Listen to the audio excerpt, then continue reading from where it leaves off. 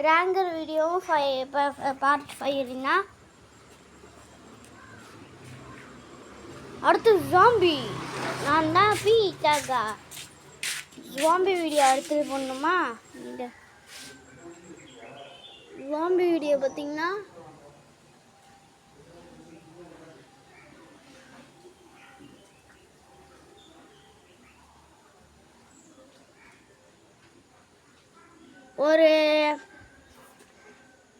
ஒரு பார்த்தீங்கன்னா ஒரு 100 கொலைக்காரன் வீடியோ இப்போ போடுறதே இல்லை. ஏன்னு கேட்டிங்கன்னா அது வேணாம்.